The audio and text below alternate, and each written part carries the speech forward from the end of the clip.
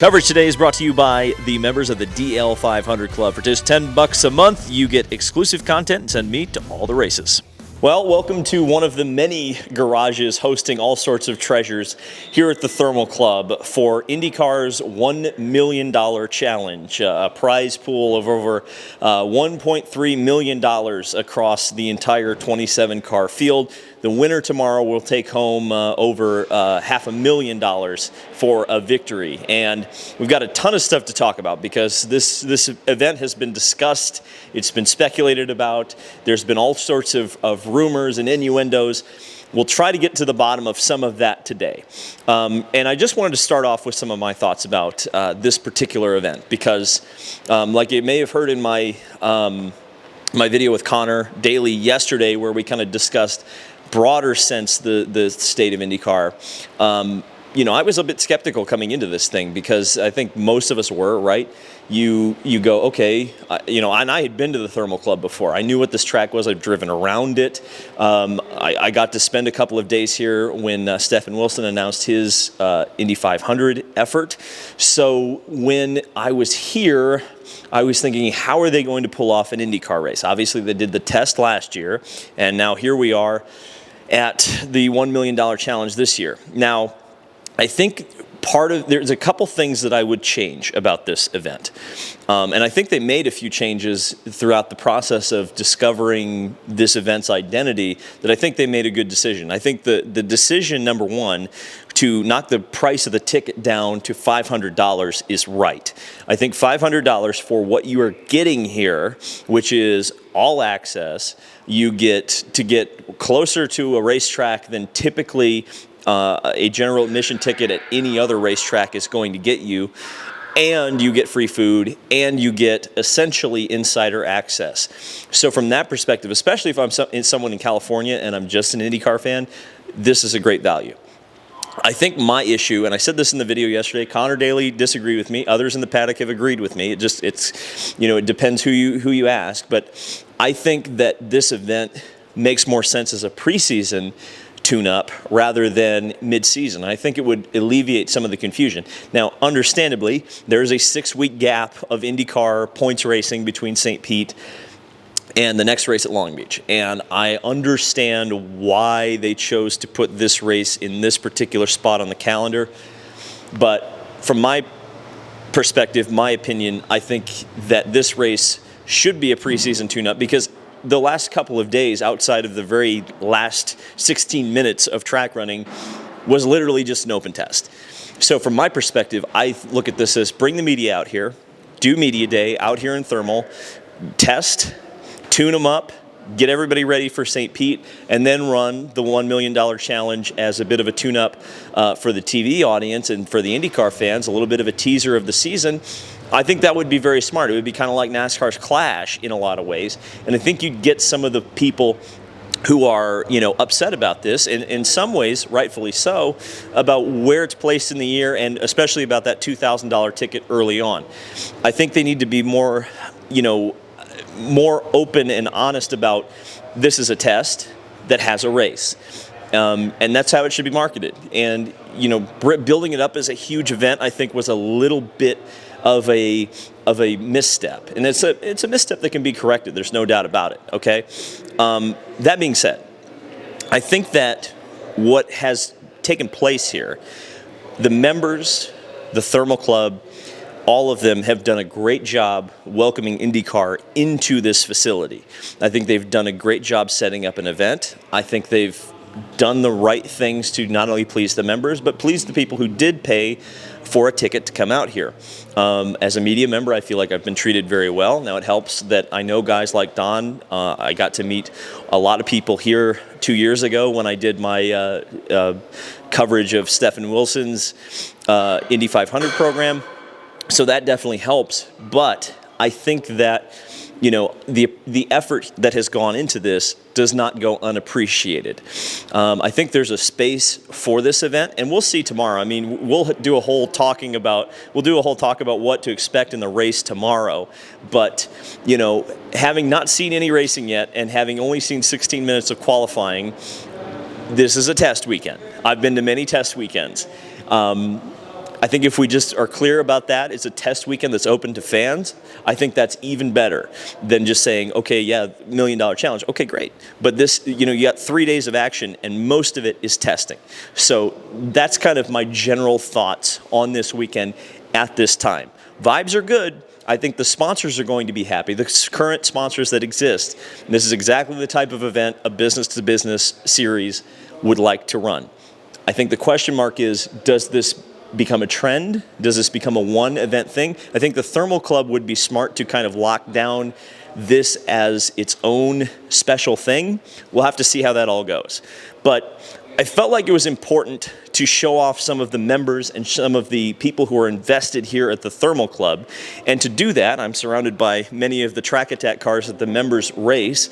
I asked my pal Don Cusick to take me around and meet some of the members to show you guys what the Thermal Club is like. We're here with Don Cusick, who has done such an amazing job putting this event together. The dream is real. We're here at the Thermal Club. There's an IndyCar race happening. First, I want to hear from you. How you feeling right now? I feel really good. I'm hoping the weather stays away. That's the only thing that's making me a little bit nervous. But yeah, great. It's been a lot of fun so far. Everybody's having a great time. So something I want to do is show off a lot of the cool stuff here at the Thermal Club, because something that you've always said is that these are normal people who are just trying to have a fun time. And I think a lot of people don't understand that. They're just a little more wealthy than the normal first people, right? Some of them. All right, now let's take a look at this, because this is absolutely unbelievable. Somehow they've gotten a Porsche GT3 car up on the porch. Okay, now who owns this car? Let's So this is GMG Racing, and Mr. James Safranis let's bring James in. Come on, James. is the CEO of GMG, and one of our members and a big supporter, and just built a big old, what is that, 30,000 square foot facility up there? Yeah. So about to become a very permanent part of the Thermal Club. Now, James, I mean, we've seen you in IMSA competition well, way back to the Grand Am days. You got one of those races playing downstairs. So tell me about this event and how important it is for a series to race here at the Thermal Club to kind of kick off a more public event here. Well, as many of you know, Tim Rogers has done an amazing job. If it wasn't for him building this facility, Don and I wouldn't have a place to play. And bringing IndyCar just validates this entire track, the facility, and then you start to look at all the details and the amenities and everything that Tim has done, and it's world class. So, Don and I are pretty active members. I'm building a shop here that I can't wait to open in about 3 months.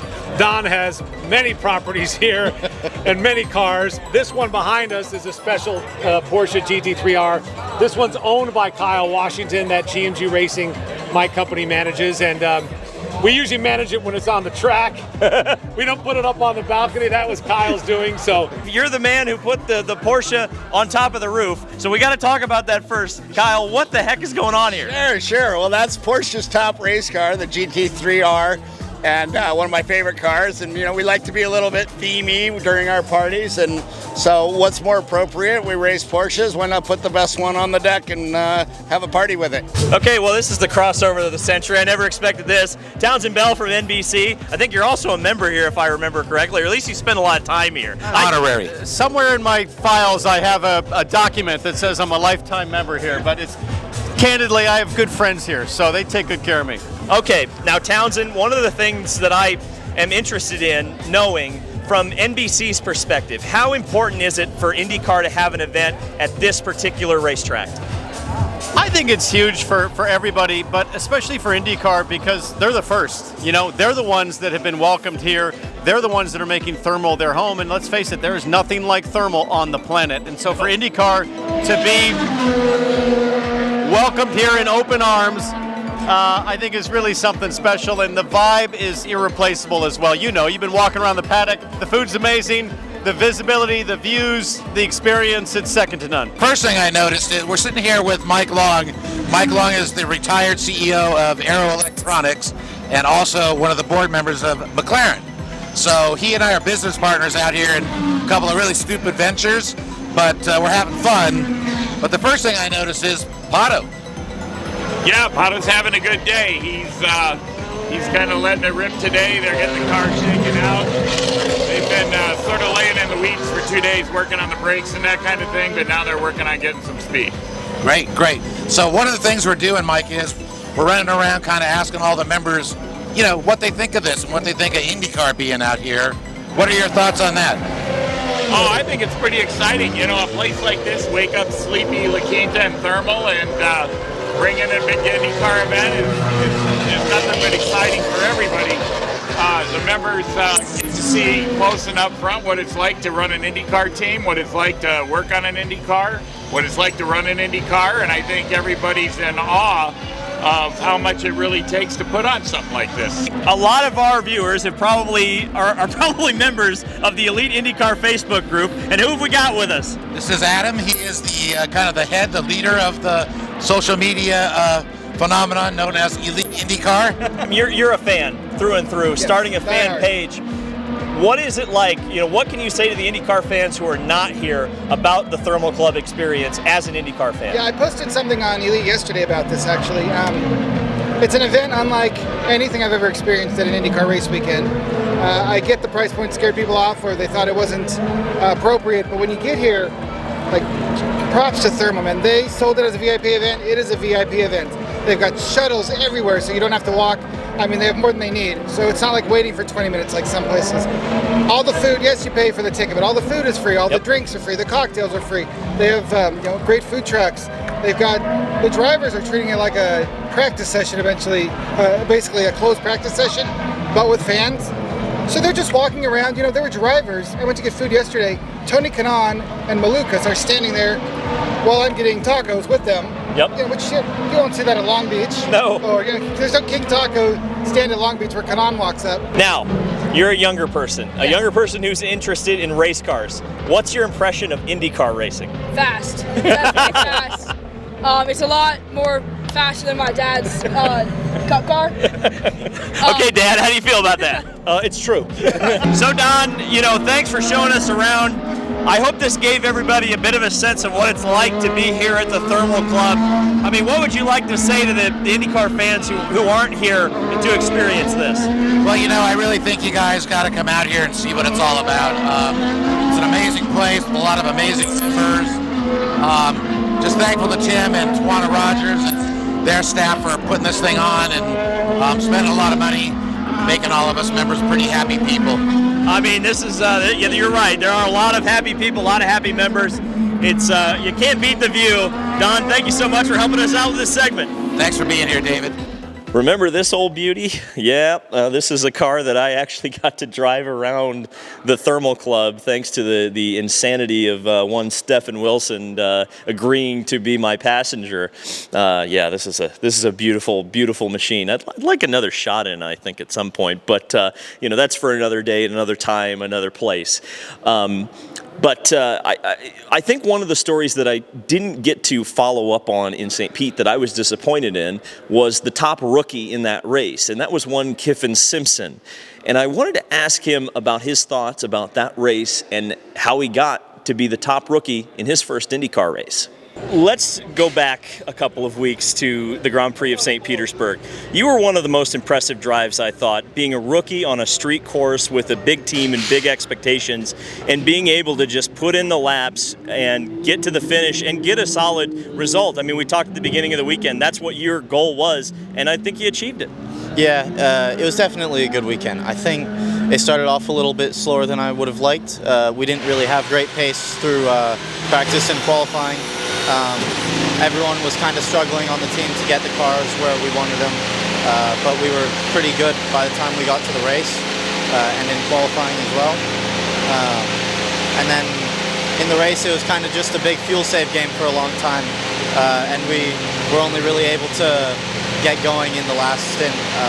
But it was good because I was able to get confidence from just lots of laps in a row. So I was really confident to just push the car at the end. So, what are we going to expect tomorrow for the $1 Million Challenge? I honestly don't know. I think tire wear is going to be a huge factor. The race format, I guess we should talk about a little bit as well. You have 10-lap heats, two 10-lap heats, and then a 20-lap main that is split up by what they're calling a halftime break. I don't think Pitbull is going to come out and perform, though, unfortunately. But essentially, you get 30 laps to run, and we're going to split the field in half each heat. So the top six will advance from heat 1 and heat 2. Then you'll take the top 12, and they'll race for the $500,000 top prize, and then, of course, the entire prize pool of $1.3 million. The first heat, or I guess the first segment of the final, will be a 10-lap run, and if there are caution flags laps, they do not count. However, there's a 20-minute time limit in both of the segments of the race. You also cannot change tires unless IndyCar determines that it's an emergency situation, a safety situation where you'll need to change tires. And if you make any adjustments to the car other than the wing during the halftime break, you are thrown out of the race. You're out of here. You're out. Hopefully, Rocket will do that tomorrow if indeed someone breaks the rules. But the tires are really going to be the factor here. That's going to be the biggest determining factor in who wins and loses tomorrow's event. How can you manage the tires over 10 laps? And how much do you save? How much do you not save? When do you go? When do you not go? So we're going to see something you've probably never seen before tomorrow. Will it deliver on entertainment value? I hope so. But like, this is an event, and Kyle and I were talking about this earlier today, that we just have no baseline, no understanding. We haven't seen anything like this since the Marlboro Challenge, which ended in 1992. And the last non-points race was Surfers Paradise, what seems like a lifetime ago. So who knows what's going to happen tomorrow? But I think that's the beauty of this, and I hope everybody tunes in tomorrow, checks it out, and sees the same thing that we're going to see. And of course, we'll talk about it. We'll talk to drivers and see what happens tomorrow when the drivers are racing for over $1 million across the field in purse money. So thank you guys so much for watching. This has been David Land on YouTube, and we'll see you tomorrow for the $1 million challenge.